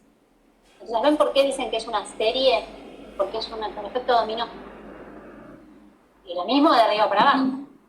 Si no hay una buena conducción en un país en una crisis, eso afecta a las decisiones económicas impactan en las empresas y en las personas, y a su vez eso va impactando todo para abajo. Entonces lo que dice Clemenson, cuando estábamos estudiando una crisis en particular, pero lo dijo en general, dice: el conjunto de hechos y fenómenos comprometen a los sistemas vinculados entre sí por relaciones sucesivas, y la relación con el contexto. Cuando hay un cambio muy abrupto que excede la capacidad del sistema humano en decodificarlo, porque hay algo que se habla en la salud mental, de psicología también, que dice la adaptación. ¿Lo escucharon? Acomodación y adaptación. Y a vos viene un suceso que te rompe el esquema, que te lo mueve, que te lo perturba, que un sismo. Al principio entras en crisis, al principio se te desacomoda todo, pero después tu mismo sistema humano te acomoda a la nueva situación. Para que lo vean en un ejemplo más claro. Perdés un ser querido. La verdad que nadie está preparado, no importa lo que te diga, nadie está preparado. Perdés a tu ser querido, al principio de todo, estás esperando que vuelva a aparecer por la puerta, que te llamen por teléfono, verlo a la mañana. Estás en un proceso de crisis, te desestructuró tu vida. Con el correr de los días, te acomodás. La mente humana funciona de esa manera como protección. Te acomodás a esa ausencia. La extrañás, la sentís, te sigue doliendo, pero tu mente se acomodó a aceptar y acomodarse a esa nueva realidad donde esa persona no está. ¿Se entiende? Una persona se queda sin trabajo. Había un caso, en una película fue muy famosa, esta película seguro que se llamaba Full Monty, que era una empresa, creo que era en Alemania o algo así, había unos empleados que la empresa quiebra y se quedan sin trabajo. Claro, no sabían qué hacer, desde el jefe hasta los empleados. El que era jefe siguió durante meses levantándose todos los días, se ponía el traje y salía con el portafolio, y su familia no se había enterado que estaba sin trabajo, porque él salía todos los días a hacer eso, y después se quedaba en un bar sentado a esperar que pasaran las horas. Porque para él era tan desestructurante no tener trabajo que no podía enfrentar a su familia para marcar cuál era la nueva situación. ¿Sí? Una persona se queda sin trabajo y a veces depende de la edad, depende de los conocimientos, o depende también de la capacidad de adaptarse a nuevas situaciones que tiene. Hay gente que trabajó toda su vida en algo y de repente tenía la camiseta puesta, todo lo que piden las empresas manageriales, se queda sin trabajo y le cuesta muchísimo aceptar la nueva situación. Le cuesta muchísimo adaptarse. Hubo gente que en la pandemia le costaba muchísimo adaptarse a la virtualidad. Yo me acuerdo que hubo problemas con materias de la facultad, porque había docentes y titulares de cátedra que se negaban a dar las clases virtuales, se negaban. Y hubo otras, no vamos a decir cuáles, que eran muy importantes para la carrera, y me acuerdo que tomaron una postura como de, bueno, sí, que los alumnos miren, lean, y el Zoom es para que hagan preguntas y nada más. No explicaban la materia, y la materia era fundamental. Y era que los docentes no se estaban pudiendo adaptar a dar clases de esta manera. ¿Sí? Entonces, bueno, sucede una crisis, lo que dice es, hay una capacidad natural del ser humano de exceder esa crisis y comprenderla y poder acomodarme a esa nueva realidad. Pero a veces el cambio es tan profundo, tan abrupto, tan crisis, que excede esa capacidad. No puedo en un primer momento. Entonces se siente ese colapso, no puedo decodificarlo, no puedo comprenderlo y no me puedo acomodar. Y lo peor es que todo esto me pasa porque ante esta situación no voy a poder planificar. Entonces, como no puedo planificar, el ser humano no puedo planificar, no puedo saber cómo lo voy a sobrellevar, colapso. Entonces dice, cuando los cambios son abruptos e impredecibles, aparece un caos. Y los caos favorecen los procesos regresivos de las conductas individual y social. O sea, sacás lo peor de mí. No puedo adaptarme, me genera violencia, me genera depresión, me genera angustia, me encierro en mí mismo, o me pongo violento con los demás. No me puedo adaptar. Eso lleva al salto más arcaico del ser humano. Bueno, ¿ves? Los ejemplos que dicen es la desocupación. Entonces lo que dice Clemenson es, ¿Qué debe suceder en una organización? ¿Cómo debe actuar un líder para ayudar a pasar esta ola? Lo que dice Jameson es, todo cambio genera incertidumbre. En un principio, todo cambio genera incertidumbre. Por más que a veces sepamos todos que los cambios son positivos, todo lo que quieras, nadie tiene ganas de que te cambien las cosas, porque estás acomodado a una realidad. E incluso cuando tu realidad no es buena.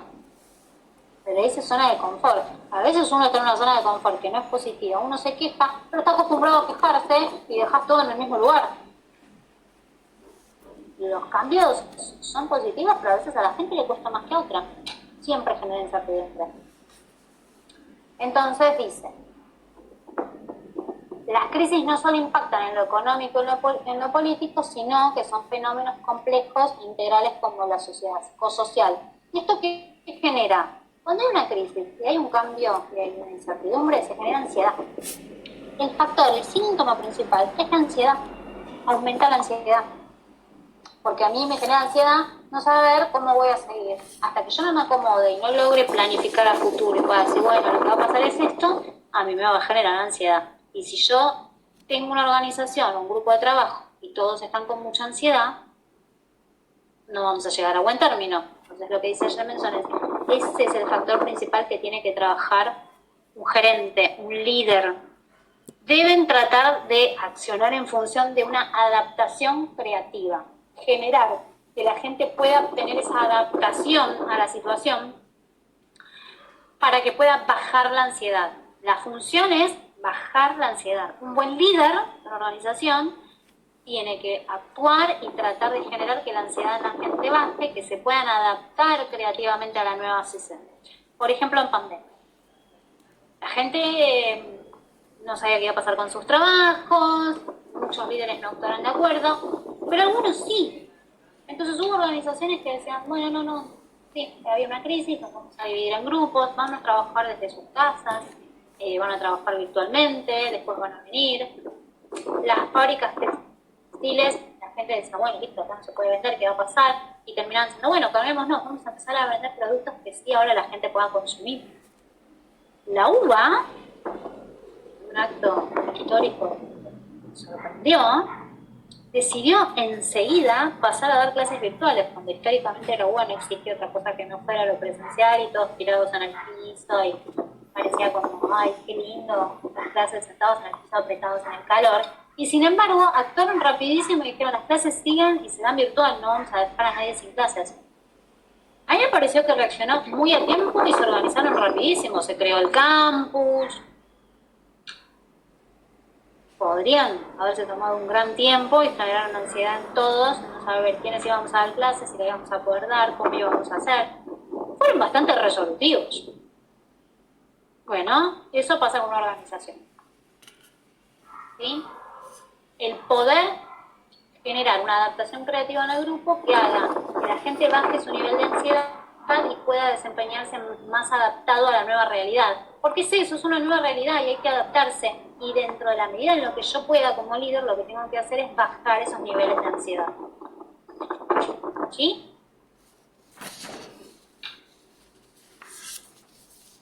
Entonces, una conducción eficaz en una crisis, dice Jameson, es a partir de entender los factores que se ponen en juego, contribuir a que haya una adaptación creativa y de esta manera reducimos el costo psicológico, que es que haya ansiedad.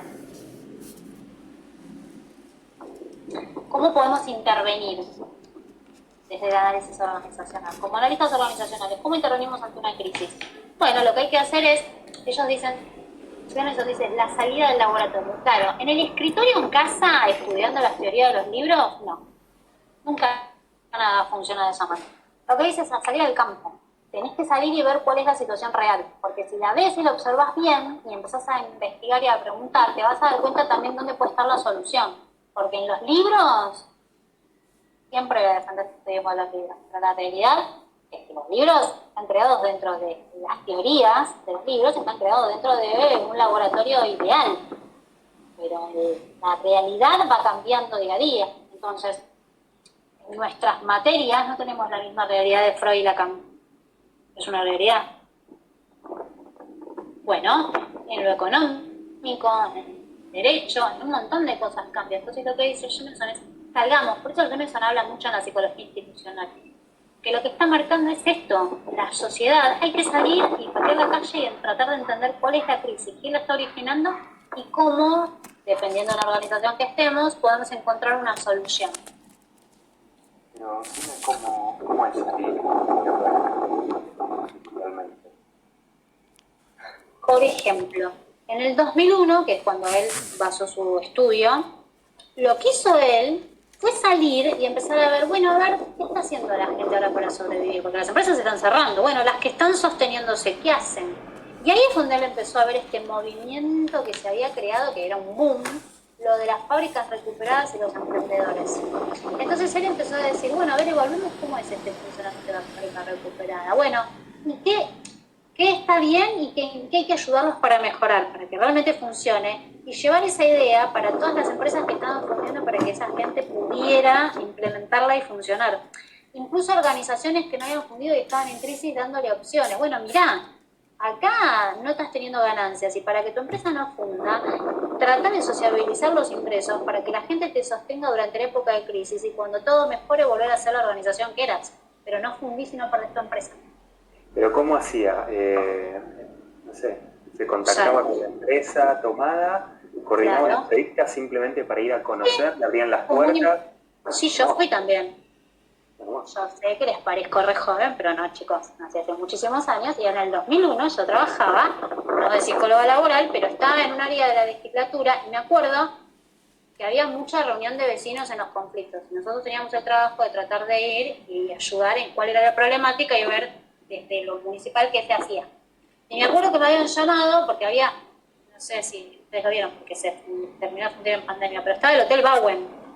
El Hotel Bauen había presentado quiebra y los empleados lo habían tomado. Entonces teníamos que ir y ver qué pasaba y ahí me explicaron que su idea es una fábrica recuperada, entonces un abogado que les ayudó a armar la documentación y ellos nos explicaban y lo que hicimos fue empezar a investigar cómo se hacía en otros países, porque así se hizo. Bueno, a ver, lo que quieren hacer es esto, listo, empecemos a investigar cómo se hizo en otros países para poner la idea acá y cómo lo podemos armar. Y la realidad es que el Bauen como empresa recuperada funcionó desde el 2001 hasta el 2020. Casi 20 años funcionó como empresa recuperada. Y así, millones. Había un montón de textiles. Me acuerdo que había una fábrica de blanquería, de sábanas. Eso es lo mismo y funcionó magníficamente. Entonces, se los ayudaba, bueno, cómo armaban la parte de la planificación. O sea, cuál era el rol de cada uno, cómo se iban a dividir las ganancias que quedaban, quién se encargaba de hacer los pagos de los impuestos y de todo. Entonces sí, salís a investigar la calle. En pandemia era, bueno, empecemos a ver cuáles son las ideas que están proponiendo algunas empresas y se enteraban que habían cambiado el proyecto de la empresa. Empezar a ver, bueno, dentro de esta crisis, ¿qué puede funcionar? Los emprendedores, a investigar y ver, bueno, listo, ¿qué hace que una persona quiera ser un emprendedor? ¿Y qué necesitan? Entonces ahí la universidad, lo que hizo, económicas, me acuerdo, de donde trabajaba yo, empezó a capacitar y ayudar los contadores a los emprendedores. Entonces los llamábamos que vinieran y lo que hacíamos era ayudarlos a armar su proyecto de trabajo económico. Bueno, a ver, ¿cuál es tu idea? ¿Tu emprendimiento cuál es? Listo, vamos a armar tu plan de negocio de cuántos gastos vas a tener para que lo puedas planificar. Y lo que hizo la universidad fue actuar ahí como agente de apoyo para los emprendedores y las empresas recuperadas desde ese lugar. La Facultad de Derecho ayudó desde lo legal y de esa manera ibas ayudando en la sociedad a que de alguna manera la gente pudiera salir adelante de una crisis. Schlemenson, que se dedicaba mucho a lo institucional y a lo social, quería investigar eso. De esa manera se sale. Vos como psicólogo vas a hacer tu investigación, vas a empezar a mirar las redes, a hablar con gente, vas a tener conocidos para decir, bueno, a ver, yo tengo fulano de tal empresa, a ver qué está haciendo, cómo ve la situación, cómo está zafando, como para empezar a ver la realidad y empezar a ver, bueno, listo, qué puede funcionar, cómo se puede hacer propuestas para ayudar. ¿Respondí, Jonathan? Entonces, el profesional que interviene actúa como agente de cambio, interactúa con todos los clientes, como recopile información. Recuerden que estoy siendo independiente porque no pertenece al sistema. Igual esto es relativo, porque si ustedes están trabajando en una empresa y quieren hacer este laburo para tratar de sacar información para ayudar a su empresa, sí se puede, es diferente en este caso. Estamos hablando de una crisis. Lo que dice acá él es si seguimos hablando de analistas organizacionales, que veníamos hablando de ese tema. Bueno, ahí no. Ahí ustedes tienen su autonomía profesional, son independientes, se sigue estableciendo una relación entre ustedes y la empresa, se respaldan por las reglas técnicas, pero eso es cuando hablamos de analítica organizacional. Ustedes, en una época de crisis como empleados de una empresa, pueden hacer toda esta evaluación de crisis como líderes o para ayudar al líder de la organización a pasar esta etapa. ¿Sí?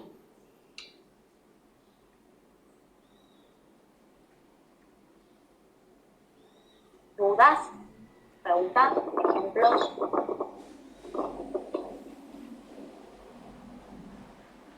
Nada. ¿Nadie en pandemia trabajó en una organización que dijeron que vamos a hacer?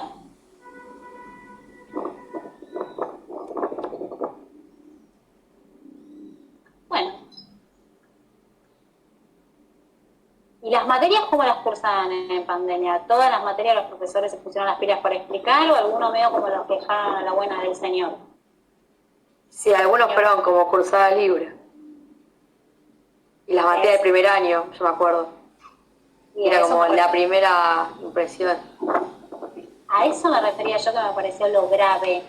Estadística, yo me acuerdo que la teníamos por chat, ni siquiera era videollamada, era chat. Y yo decía, son números, ¿cómo querés que haga? A eso me refería yo, Male y Nadia, que las materias de primer año, cuando yo me enteraba por otras personas que no estaban teniendo clase, que le decían, bueno, ustedes tengan pro y cualquier cosa me mandan un audio. Yo pensaba, ¿cómo los podés dejar así en primer año? Pero si se los haces en el último año, mal que mal, ya vimos a Freud, ya vimos a Lacan, mal que mal, güey. Es que no vamos a poder. Pero en primer año los dejás tratando de entender solos. Cualquier cosa, si entendiste bien, zafarás, y si no, no. Estadística que ni sentándome, o sea, la probé bien, pero me acuerdo que me sentaba y decía, la media, Ana y no sé qué. La realidad es que no eran materias para que ustedes aprendieran de esa manera. Pero bueno, evidentemente en situación de crisis no lo supieron manejar. No, igual, por ejemplo, yo cursé psicopato y una cátedra había hecho todo un podcast con las clases. Entonces estaba buenísimo porque lo escuchabas donde vos querías, a cualquier hora. Nadie te veía si te conectabas o no te conectabas, si no entendías, lo podías retroceder, si te aburrías le podías más velocidad. Eso a mí me pareció re piola, una herramienta que para mí estaría re piola para que esté incluso hoy. Pero estuvo bueno eso, otras sí, como dicen las chicas. Bueno, nosotros hicimos lo de los videos con los audios de cada práctico, a pesar de que los dábamos, pero para que tuvieran como todo el práctico ahí y por los tiempos pudieran sacarse las dudas en estos y repetíamos los temas. Pero era una manera de que les llegara toda la información. Biología del trabajo es una materia que no la ven en otro año, pero igual sigue siendo para mí algo que no era tan grave como primer año. Para mí me parecía que primer año era terrible que arrancaran de esa manera. Y como que yo decía, bueno, lo van a arrastrar después, o sea, les va a seguir quedando dudas hasta el psicopato y se las tendrán que sacar en psicopato, porque es complicado. Pero bueno, ahí lo que hicieron muchos, en el centro de estudiantes se crearon videos, se daban como clases de apoyo, como tratando de llevar esta crisis adelante con otro tipo de manejo. Lucas. Hola, profe. Hola. ¿Se escucha bien? Sí. Justamente mi pregunta era para ver cómo es el análisis organizacional en empresas o trabajos que tienen teletrabajo, si es distinto o si es más difícil o no, porque hay como una organización desplegada, ¿no? Como que no comparten espacio por ahí, pero puede haber crisis por la virtualidad. Bien. Yo me acuerdo, hace 2 cuatrimestres atrás tenía un alumno, les dije, que era ¿no? Que había gente de todos los países y era todo virtual. Y cuando le pregunté me dice, yo ni siquiera conozco a mis jefes, no puedo interactuar porque es todo virtual, entonces me entero de cosas cuando llega el mail, pero no me entero casi de nada. Veo que las cosas no están bien porque tenemos muchos problemas, pero no sé por qué. Para el empleado es súper complejo poder darte una evaluación, pero vos sí, es mucho más difícil que hacerlo en vivo, pero ahí está tu ojo de, bueno,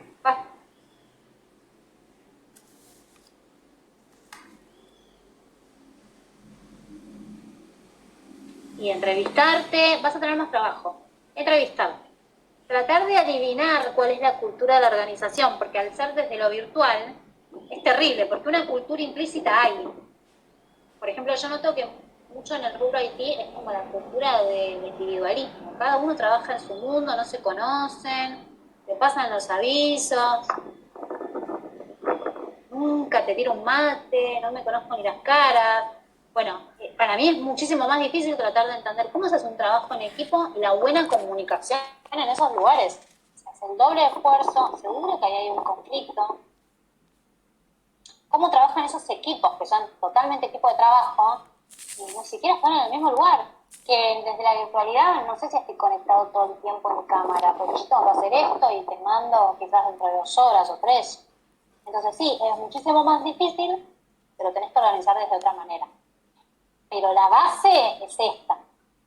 Vas a entrevistarte con los dueños, preguntarles si tienen igual un espacio físico donde están los dueños o van de vez en cuando los empleados. Porque, por ejemplo, DirecTV, desde la pandemia, dejaron de ir al edificio, porque el edificio estaba alquilado, lo dejaron de alquilar, y el edificio que les quedó real de los dueños es muy chico. Entonces los empleados trabajan ¿hay alguien de DirecTV? Porque capaz que yo estoy hablando y alguien dice, esta está contando una historia que no es propia. ¿No? Bueno, lo puedo contar porque tengo una amiga y una paciente. Ellos no van presencial, pero los jefes sí. Entonces vos ahí, Lucas, lo que haces es, a la empresa física vas a ver a los empleados, a los jefes, y a preguntar desde ahí cómo es el manejo, cómo creen ellos que está funcionando todo y cómo creen ellos que están los empleados. Y después te tenés que empezar a entrevistar con los empleados. Y harás el doble de preguntas para ver si realmente están contentos, si sienten que se los escuchan, si ven los beneficios, que están más cómodos. Yo te adelanto que algunos están chochos y otros están repodridos pidiendo volver porque dicen, dejé de sociabilizar. O sea, hace 3 años que estoy en pijama y a veces me levanto y me visto para saber que todavía soy persona, pero mueren por volver para cruzarse con alguien. Hay mucha gente que tenía situaciones emocionales de ataque de pánico o de soledad y les cayó como una bomba. Porque fue más soledad aún, trabajar desde vos mismo. Y hay gente que no tiene ganas de estar consigo mismo todo el día. Sí, a mí me pasa en mi empresa que también estamos en el teletrabajo y vamos cada 15 días por ahí. Y todo este verano ya como mi equipo dijo que no vamos a ir, se organizó así. Y nada, y depende también de la persona, porque hay personas que, por ejemplo, las que son madres o padres y tienen hijos chicos, les viene re bien estar con sus hijos, y como que los disfrutan mucho más y no sienten esa soledad. Es más, es como una gran responsabilidad que tienen en su casa. Y por ahí está la gente o más joven o que no tiene hijos o que vive sola y que es lo que vos decís, es la soledad, es la falta de comunicación, la falta de conocer a sus compañeros. Estabilizar, lo necesitamos como personas. Sí. Igual conozco casos familiares, y no tan familiares, con hijos que los 20 días me estaban llamando, ¿vos tenés idea cuándo se abre esto? Porque no me los aguanto más. Como que estaban arrepentidos de la cantidad de hijos, conozco también.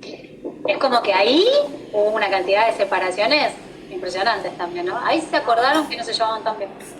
No, lo que pasaba también es que no podés, a mí me pasaba que trabajaba en casa con el nene y no podías separar porque te estaba llamando tu jefe y el nene te pedía algo y ¿para qué lado corres? Y tu jefe que no te entendía que vos que sos madre y que estás también con la necesidad inmediata de tu hijo de 5 años. Entonces, obvio. para mí fue tremendo trabajar en casa. O sea, yo prefería cumplir mi horario, que mi trabajo quede ahí y volver a mi casa y poder ocuparme tranquila de mi familia. Para y mí también fue tremendo. te pasaba, seguramente, Eli, esto de cuándo terminaba tu horario de trabajo. Porque también nos pasó eso. Era todo el día. Era como, estábamos como el kiosco, Open 24. Porque a mí me pasaba que había pacientes que me escribían a las 2 de la mañana. Porque claro, para ellos el día no terminaba. Era como, me dormí una siesta larga, no tengo nada que hacer, me desperté a la noche, tengo ansiedad, te escribo. En un momento dije, se confundieron y pensaban que estaba en una farmacia. Era como, no terminaba el día. Y le pasaba un montón de trabajos de empresas que era, los jefes te llamaban a cualquier hora y era, pero mi horario ¿en qué momento terminó? Ay, pero como estás en tu casa, se desvirtuó todo. Ahora lo que se mantiene virtual se mantiene dentro de un encuadre.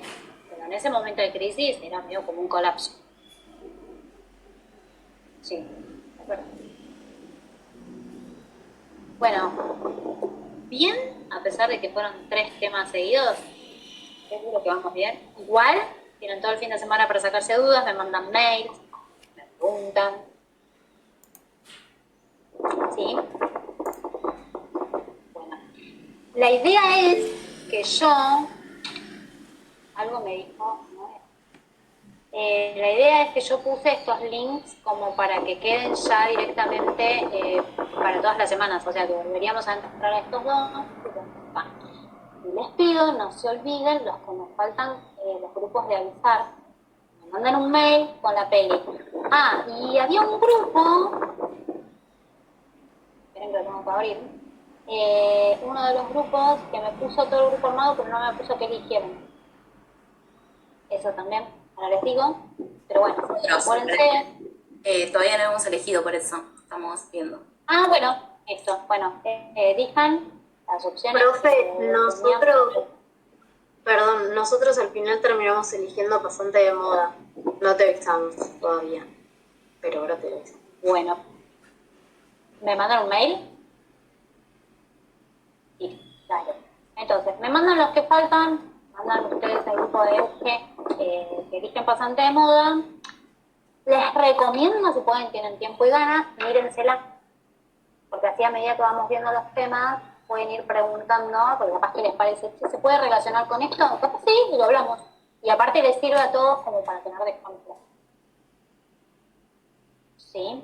Y el grupo de Office, recuerden decirme si son los primeros 4 capítulos, cuáles son, así el fin de semana los miro. Desde la bañera con cubitos, si esto sigue así. ¿Ok? Dale, gracias, profe. Bueno, muy buen fin de semana. Bueno, chao. Chao, gracias. No, gracias.